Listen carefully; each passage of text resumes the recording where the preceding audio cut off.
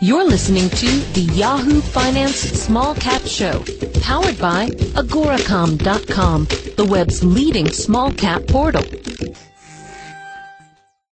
Hello, everyone, and welcome to the show. I'm Al O'Grady, and with us today is the president and CEO of Bard Ventures, Mr. Eugene Beukman. Bard Ventures is involved in acquiring, exploring, and developing natural resource properties. The company has been doing that since inception. Right now, Bard Ventures is involved with the Lone Pine Moly property and the Wazi Creek Zinc Lead Silver project, both of which are located in northern British Columbia, Canada. Bard Ventures trades on the TSX Venture Exchange under the symbol CBS and on the Frankfurt under the symbol BVU, as in Bobby Victor Umbrella. Mr. Beukman, welcome to the show. Good morning, Al. Good morning. Eugene, let's start off by talking about your Lone Pine project. I understand you released an NI 43-101 resource estimate for the project in question. Eugene, what's the latest? Yes, thank you. That is correct. I appreciate the opportunity to advise our shareholders at this stage, give them a bit of an update and outline of our proposed exploration program for 2009. So I can maybe start by indicating that during 2008 we had this extensive diamond drilling program which existed in excess of 41 holes that were drilled approximately 22,000 meters, and that resulted in the delineation of our N43-101 compliant resource within one of the areas of interest, which is called the Alaskite Zone. Now, at a 0.04% MO cutoff, there is a measured and indicated resource of 110,000 tons grading at 0.083% MO. Now, briefly, that contains approximately 200 million pounds of molybdenum. This delineation of the resource and the related geological technical information has provided us with a really impressive model that can now be used by the company's technical staff to direct any future exploration that we are going to do on the property. So we recently completed a model based on the Alaskite Zone.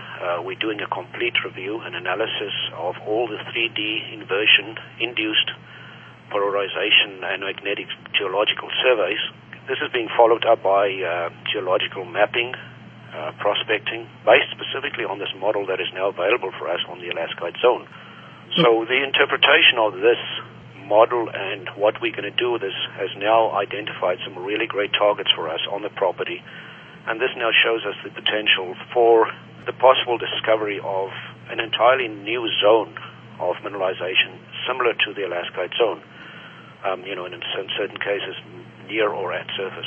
Okay, Gene, you mentioned a couple of points, and we'll expand on two or three of those in just a second. First thing I wanted to say, you were talking about your NI 43-101 resource numbers, inferred, I believe, 200 million pounds of moly.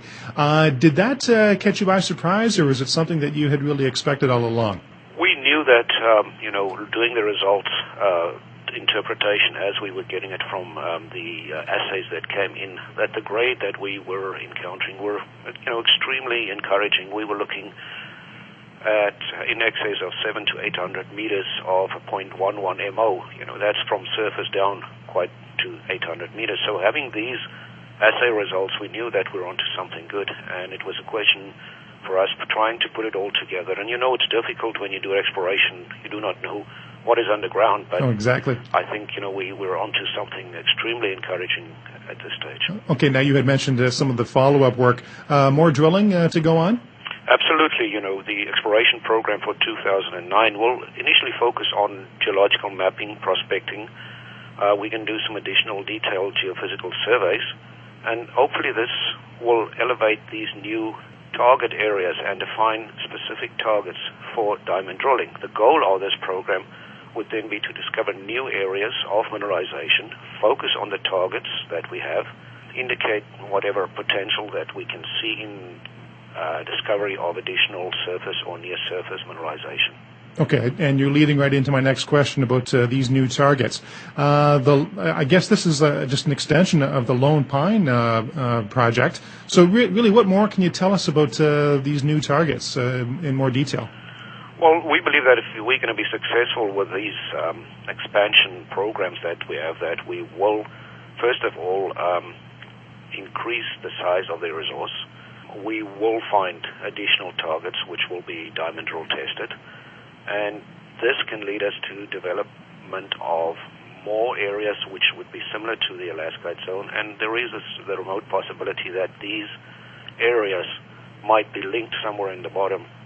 So we do believe that we've got the potential for an extremely large resource. Okay, obviously this is going to be the focus of your attention for the balance of this year. In my introduction, I had mentioned about your Lone Pine Moly property, but also the Wazee Creek zinc lead silver project. Anything new on the Wazee Creek front?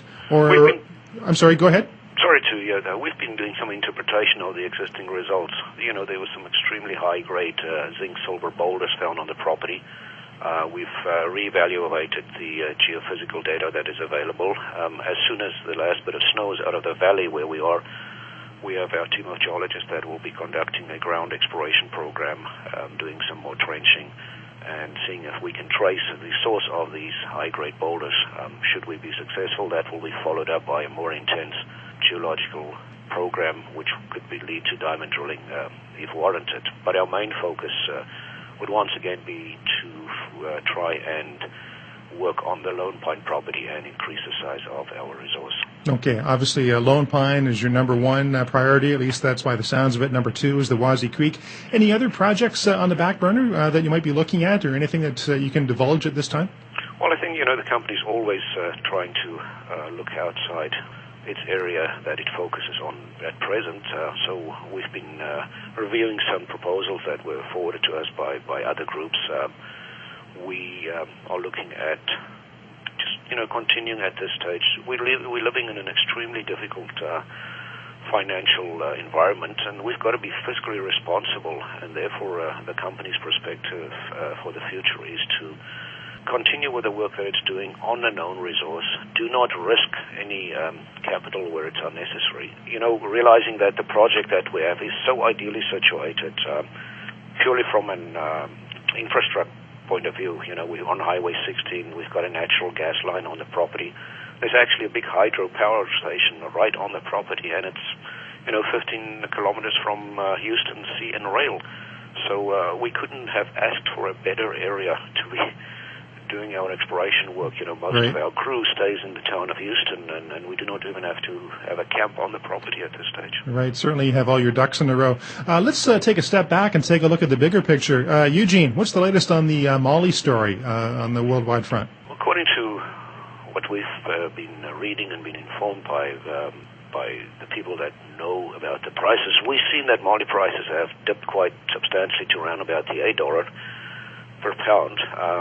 There's been some demand for this in the last few weeks, so the prices are slowly turning back towards $10. We believe that by the end of the year, with the demand that will be coming specifically from China, that the prices could be to the high teens, low 20s. Now, all of these will be factors that influence our decisions in going forward. We're doing pit design at this stage on some of the areas to see how this could work as a first phase of starting off operations to do mining in that area, and we actually believe that by the middle of next year we could be back into a situation where metal prices in general will be increasing, and that would affect the Moly price indeed. Okay.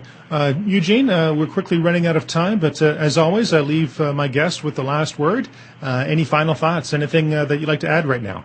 I can just, once again, compliment our shareholders, for the support that we've been getting in these times. The company is funded, and we have access to funds and receiveables in excess of $1 million.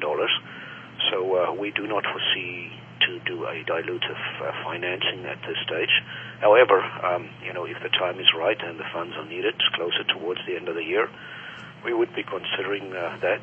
But we believe that we can add value with the funds that we do have in the Treasury at this stage, and we look forward to an exploration season to add some more value for our shareholders. Okay. On that note, Eugene, I want to thank you very much for your time and sharing your thoughts with us about Bard Ventures. Thank you kindly. Okay. And Bard Ventures trades on the TSX Venture Exchange under the symbol CBS and on the Frankfurt under the symbol BVU, as in Bobby Victor Umbrella. And you've been listening to Eugene Beukman, President and CEO of Bard Ventures, on today's Small Cap Show, produced by AGORACOM. I'm Al O'Grady. Thanks for joining us.